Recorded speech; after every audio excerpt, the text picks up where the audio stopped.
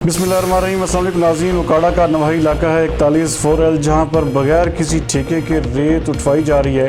और इस हिस्से में पीटीआई के टिकट होल्डर अब्दुल्ला ताहर का नाम लेकर 200 रुपया फ़ी रेडी वसूल भी किया जाता है। हमारे नुमाइंदे मलिक हफीज़ के मुताबिक इस हिस्से में जब ज़मीन के मालिक मोहम्मद आबिद से रब्ता किया गया तो उनका कहना था कि हमने इस हवाले से कोई ठेका नहीं दिया, सिर्फ ये लोग पीटीआई का नाम बदनाम कर रहे हैं। मज़ीद इस हवाले से देखते हैं हफीज़ मलिक की ये रिपोर्ट। 41 तो है गया ते आप जा साबरी आ विखा दे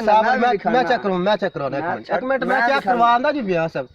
ए भाई को ना को कार्ड हैगा ना को प्रूफ हैगा ए पर्चियां ਲਈ ਫਿਰਦੇ ਆ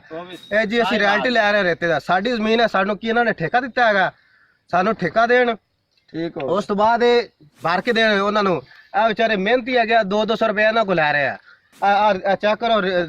ਲਾਓ पर्ची भी विखा ਤੁਹਾਡੇ ਕੋਲ ਕੀ ਸਬੂਤ ਹੈ ਤੁਸੀਂ ਕਾਰਡ ਆਪਣਾ ਦਿਖਾਓ ਨਾ ਤੁਸੀਂ ਕਾਰਡ ਦਿਖਾਓ ਹੁਣ ਆ ਰਹੇ ਨਾ ਮਾਲਕ ਕਿਹੜੇ ਮਾਲਕ ਹੈਗੇ ਨੇ ਜਿਹੜੇ manager ਤੁਸੀਂ ਰੋਜ਼ਾਨਾ ਬਿੱਲਾਂ ਨਾਗਾ ਸਾਰੇ ਲੋਕਾਂ ਨੂੰ ਤੰਗ ਕਰ ਰਹੇ ਅਸੀਂ ਆਪਣੀ ਰੇਸ ਸਟਾਰ ਹੈ ਘਰ ਆ ਸਾਡਾ ਨਾਲ ਹੀ ਘਰ ਹੈਗਾ ਤੁਸੀਂ ਘਰ ਨਹੀਂ ਸਟਾਰ ਸਾਨੂੰ ਪਤਾ ਹੈ ਨਾ ਯਾਰ ਅਸੀਂ ਜਿੱਥੇ ਵੀ ਸਟਾਰ ਹੈਗੇ ਆ, ਘਰ ਨੂੰ ਆਪਣੇ ਆਸਤੇ ਮਾਫੀ ਕਿੱਥੋਂ ਤੁਸੀਂ ਇਹ ਬਣਾ ਲੈ ਕੇ ਨਾ ਕੋ 200 ਯਾਰ ਜੁਰਮਾਨਾ ਲੈ ਉਹਨਾਂ ਰਹੇ ਨਾਲ ਗੱਲ ਕਰੋ ਨਾ ਨਹੀਂ ਤੁਸੀਂ ਜੋ ਰੋਕਦੇ ਹੋ ਤੁਹਾਡੇ ਕਾਰਡ ਤੁਸੀਂ ਆਪਣਾ ਚੈੱਕ ਕਰਾਓ ਨਾ ਅਸੀਂ ਕਾਰਡ ਇਹਨਾਂ ਨੇ ਜਨਾਬ ਪੀਟੀਆਈ ਨੂੰ ਬਦਨਾਮ ਕੀਤਾ ਹੈ ਅਬਦੁੱਲਾ ਤਾਹਰ ਨੂੰ ਬਦਨਾਮ ਕੀਤਾ ਹੈ ਵੀ ਉਹ ਲੈ ਰਿਹਾ ਹੈ ਇਹ ਰਿਸ਼ਵਤ ਆਪ ਖਾਂਦੇ ਆ ਸਾਰਾ ਕੁਝ ਪਰਚੀ ਲੈ ਜਾਂਦੇ ਆ ਜਾ ਕੇ ਘਰ ਖਾ ਰਹੇ ਇਹਦੇ ਤੇ ਮੇਰੀ ਗੱਲ ਸੁਣ ਵੀਡੀਓ ਬਾਬੇ ਘੰਟੇ ਦੀ ਬਣਾ ਅਸੀਂ ਅਪੀਲ ਕਰਨੇ ਆ ਜਾ ਕੇ ਥਾਣੇ ਸਾਨੂੰ ਪਕੜਾਂਦਾ ਕਿਉਂ ਨਹੀਂ ਤੇਰੀ ਵੀਡੀਓ ਘਣਾ ਕੰਮ ਕਰਨੀ ਥਾਣੇ ਨਾਲੋਂ ਅਸੀਂ ਅਪੀਲ ਕਰਨੇ ਆ ਜੀ ਅਸੀਂ